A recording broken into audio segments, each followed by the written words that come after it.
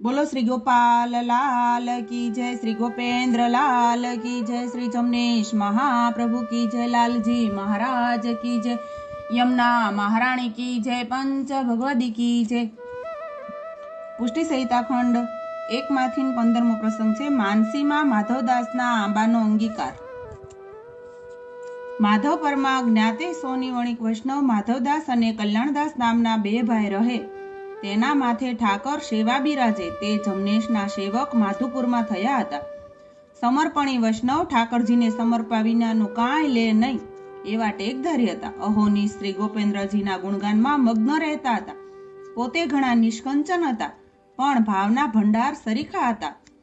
ग्रीष्म ऋतुमां एक काछियो पाकेला सुंदर आंबानो टोपलो लईने बजारमां चौकमां वेपार अर्थे बैठो हतो।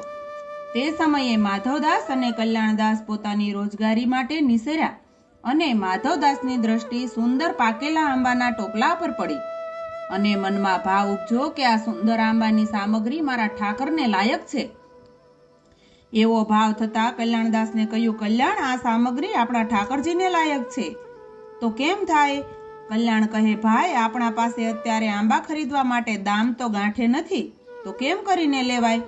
माधवदासे कह्युं, भाई, ई आपणने शाख उपर न आपे, काले तेने तेनुं दाम चूकवी देशुं।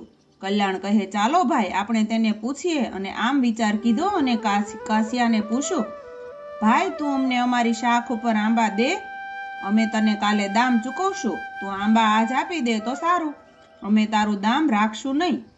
काशियो कहे, भाई, मारी पासे बीजुं दाम नथी तो हूँ तमने शाख उपर केम आपું?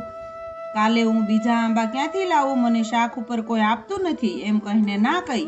पछी बंने भाई त्यांथी चाल्या। पण माधवदास तो मानसीमां सुंदर सामग्री ठाकोरजीने आरोगता होय तेवो भाव विचारता हता अने आंबाना टोपला उपर दृष्टि पड़ता बधाय आंबानो अंगीकार महाराजे कर्यो। पछी थोडुं पेटिયું करीने घरे गया। पछी बंने भाई अप्रशमां स्नान करीने सामग्री सिद्ध करीने ठाकोरजीने राजभोगनो थाळ धरीने विनंती करीने बहार बैठा अने पद बोले। पण माधवदास तो मानसीमां ए ज भाव विचारे। पछी समो थता राजभोग सराव्या। जईने जोवे तो महाराज आंबानो रस ने बाटी आरोगी रह्या छे तेवा दर्शन थया अने दर्शन करता मनमा मोद घणुंय पाम्या। घणुं अचरज थयुं अने माधवदासे दंडवत कीधुं, महाराज, मारा भावनी सामग्रीनो अंगीकार आपे करीने मने निहाल कीधो। धन्य मारा नाथ, अमो तो साव निष्कंचन छीए। आप तो परम उदार छो। दासना मनोरथ पूर्ण करता आप छो। आप मनोहार कीधुं, पछी आचमन करावी, बीड़ा धराव्या अने अनोसर करीने बहार आव्या। बंने भाईए विचार्युं के आज तो आ प्रसाद आपणा एकलाथी न लेवाय।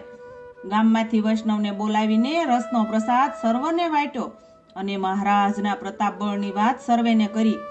वैष्णवने प्रसादमां अनेरो स्वाद लाग्यो अने माधवदासनी सराहना करवा लाग्या। बंने भाई एवा उत्तम भाववाळा हता। महाराजे तेनी माथे घणी कृपा कीधी। एवा टेकीला वैष्णव 2 भाई समर्पणी हता। तेनी वार्ता कीधी ने पछी तेनो भाव कीधो। पांचा भाई कहे, माटे वैष्णवे ठाकोरजीने उत्तम सामग्री अंगीकार कराव्यानो भाव मनसूबो सदाय राखवो जोईए। महाराजे तेनो भाव थताज ते बधा आंबा अंगीकार करी लीधा।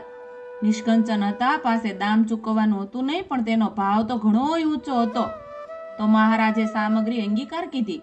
एवा ऊंचा भाव मनमा थाय तेने मानसी सेवा कहेवाय। माटे ऊंचा भावनी टेक राखीने रहीए तो ठाकोरजी पोतानो करीने जाणे। ठाकोरजीना लीला चरित्र अने वैष्णवना गुण अने भावनानो कोई पार नथी।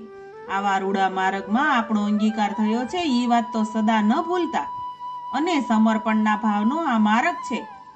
ठाकोरजीनी सेवामां सदा उत्तम भाव राखी उत्तम सामग्री आरोग्य आवीए अने पछी वैष्णवने लेवरावीए। तवारे ठाकरजी पोताना करीने जाणे। ई भावना मरम तो घणाय ऊंचा छे। आम वार्ता प्रसंगनो थोड़ो मरम समजाव्यो। वैष्णव सांभळीने घणा भावमां आवी रह्या। अहींया आ प्रसंग पूरो थाय छे। बोलो श्री गोपाल लाल की जय।